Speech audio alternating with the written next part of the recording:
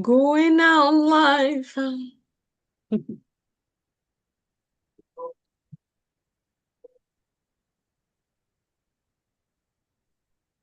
Then we gotta do a TikTok one too.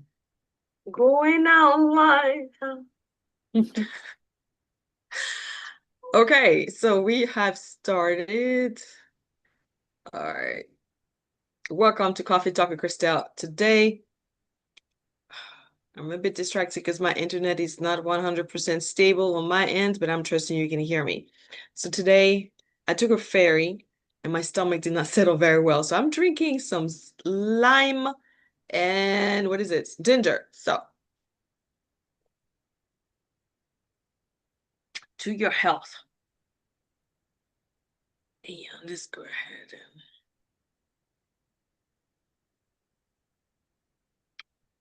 let's get us started. I am trusting you are starting your Thursday, beginning of feeling of the weekend.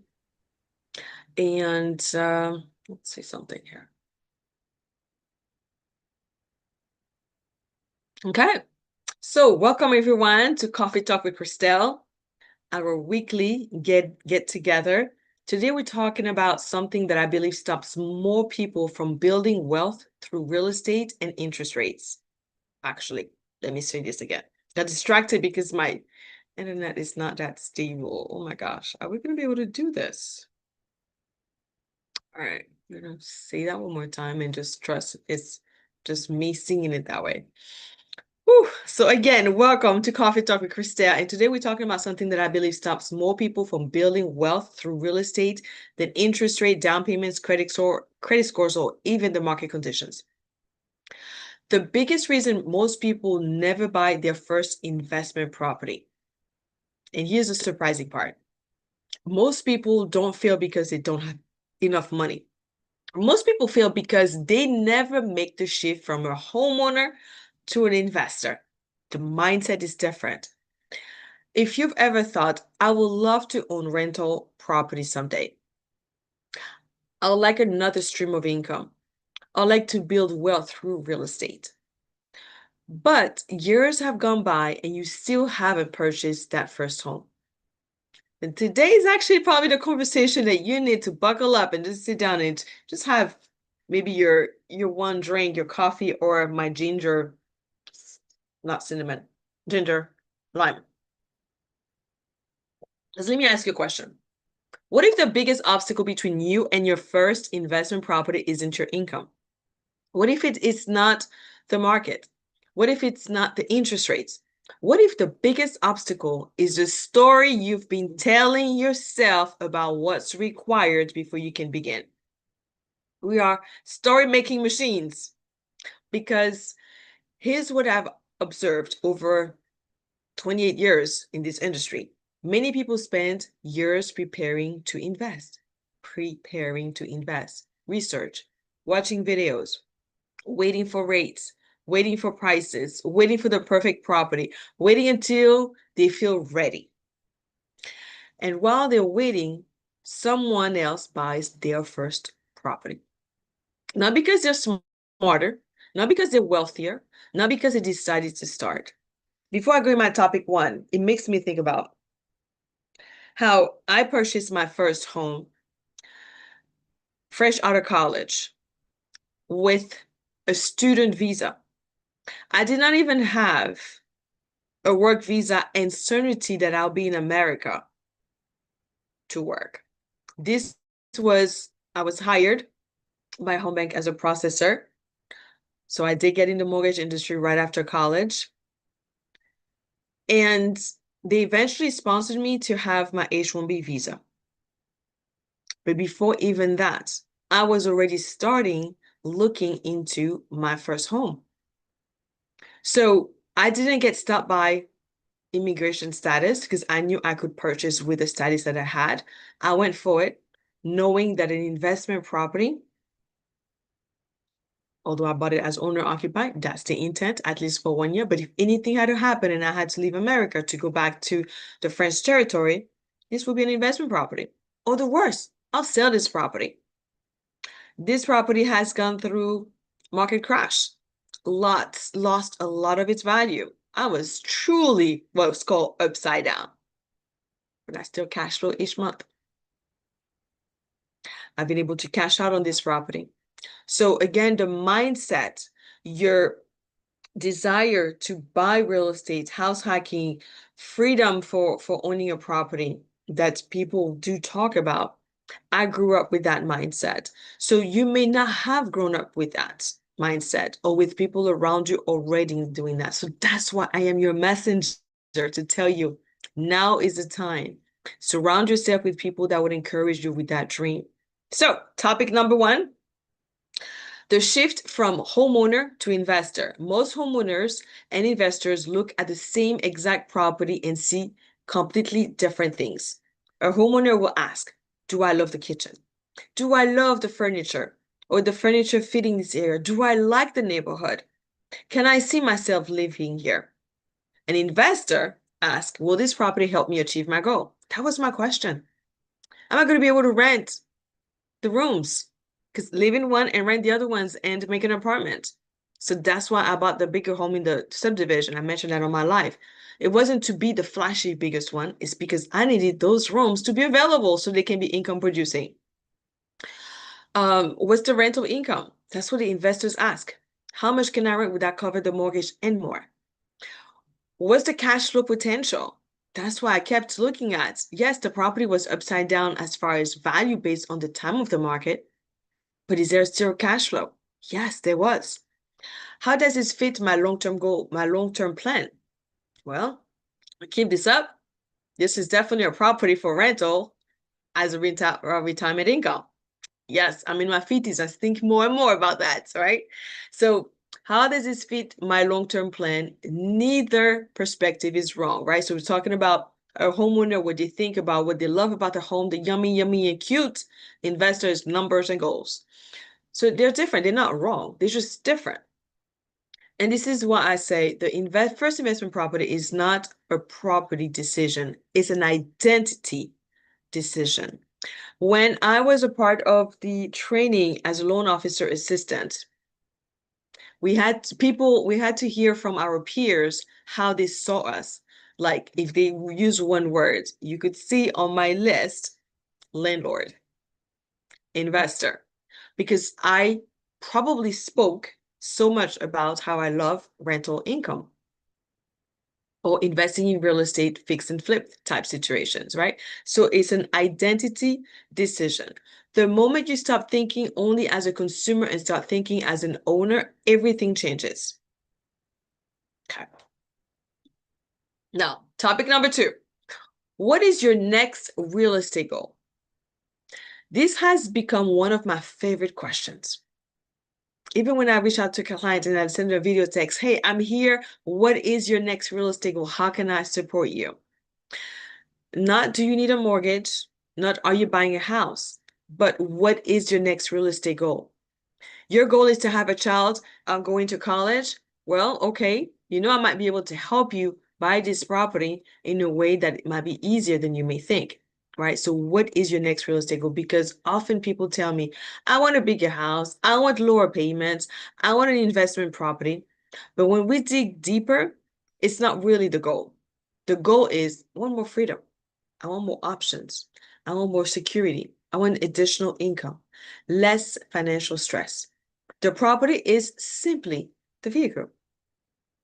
The real goal is the life you want that property to help create. Let me say it again. The real goal is the life you want that property to help create.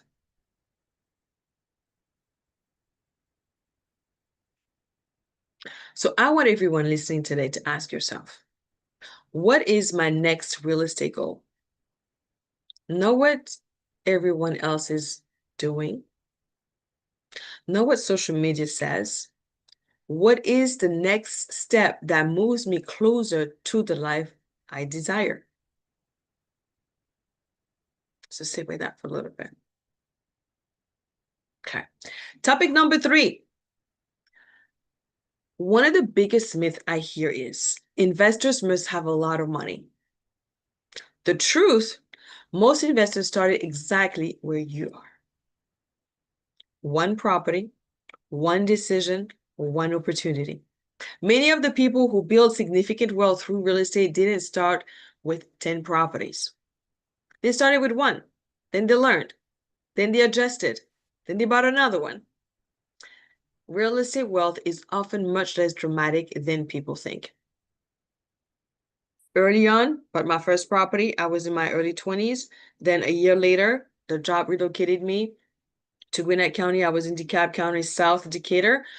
That's where I purchased a house. Then I moved to Gwinnett. I'm like, this is too far. I can't keep doing this every day. I bought a property that was a couple of miles away from the job. Okay. So you adjust. I bought a duplex there. Then something happened where I had to move from that duplex, bought down the street, well, not down the street from there, but from the job, like a different direction. So Swanee to Duluth, there was a basement. Still thinking, house hacking. Even though that rental property was a duplex, which are rare. I would say rare in Gwinnett County. It's like you don't really find that many. But I was able to find a townhouse that had a basement. I did a house hacking with that one. Okay. Even when I purchased my house, when I got married, was house hacking there. So there are different ways based on your goal. You don't always have to do house hacking. I'm just sharing my experience with it. And real estate wealth is often much less dramatic than people think. It's usually the consistency. So you see my pattern, my consistency, my mindset, the patience. Because if you're buying it as owner occupied, they intend to stay for 1 year at least. It's education. So when I mentioned at the beginning of the last topic, we stay with the education, but are you going to remain a professional learner, or are you going to be an implementer as well, right? So it's not about just learning everything, it's also implementation. So, and taking action before you feel completely ready, because here's the reality. You don't need to know everything before you begin. You need to know enough to make an informed decision. And then you continue to learn as you grow. I am really trusting that this message is coming through clearly, because I do see it's spotty on mine, so I may have to re-record it, but we're just going to go through topic number 4 and review how this goes. So thank you if you're listening from the live. May have to recreate it, but I am trusting this information is really creating a shift for you, right? Because every market creates opportunities. The challenge is that opportunities don't always look the way that we expected it. We kind of stay in the past. This is how it used to be. This is how I want it to be. No, we got to see what it is right now, and create the opportunity from what we have. Many people are waiting for conditions to return to what they remember. But to be a successful investor, you have to ask a different question. And this is what investors ask. Where is the opportunity today? Maybe it's not your dream home. Maybe it's not the property you've imagined 5 years ago. Maybe it's a duplex. Maybe it's a small rental. Maybe it's a house hack. Maybe it's using equity differently. Opportunity hasn't disappeared.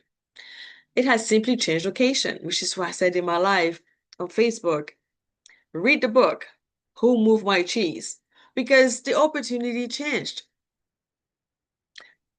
Even for us loan officers, lenders, because I'm part of a coaching group with Tiffany Rose. Even in those programs, a lot of lenders have been in the industry for a long time, 40 years, 20, 30, 40 years. And the market is changing how we are attracting business, how we are doing business.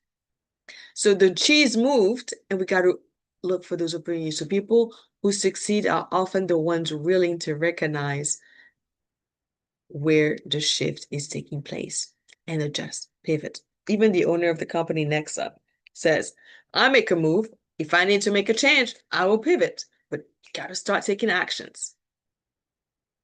Okay. So if there's one thing I'm trusting you are going to take away from today's talk, is this. Most people never buy their first investment property because they keep waiting for certainty. Investors move forward when they have clarity, and clarity often comes from taking the next step, not from standing still. The first investment property is rarely perfect. The first investment property is simply the first chapter. in this particular section, I want to, it really, as I'm saying it slowly because it's bringing me a little bit to that spirituality, the aspect of having certainty in life, or mindset, perspective, belief, even the knowing. Everything works out for me, right? So when I go in, everything works out for me. I don't know 100% how it's going to work out for me. I just know in the end, it will be that silver lining. I just know in the end, maybe I would have failed forward, but it have brought me to this particular experience. So that is where you find the certainty of knowing that everything works out for you. It is a journey, but not certainty. Everything is aligned so much that I now can take a step. It's like, I feel certain this is the direction. I feel the certainty, right? I'm inspired. I got the dream. I got the symbol, the sign, whatever works for you that keeps you in alignment. I personally use discerning alignment to divinity, source. Is this for my highest and greatest? So that might be some of the work that you do. That is maybe what I would invite you to do. Not so much just all that the market is doing. Yes, you want home education, but you also want to discern, is this in alignment with me? Where is my best alignment? Knowing your goal is to be an investor. Knowing your goal is to be an investor because you want freedom, wealth, less stress, income producing properties. Now, with income producing properties, that has come, you have to work with tenants or you hire a property manager. There are always solutions. So I want to leave you with a question. What is your next real estate goal? Is it your first home? Is it your next home? Is it your first rental property? Is it your vacation home? Creating another stream of income, building long-term wealth. So I would invite you to put in the comments, share with me. Start making it a reality. Putting down on paper. I want a home on an island where I get to live life like a fisherman village, right? I get to share with you guys some of that tomorrow.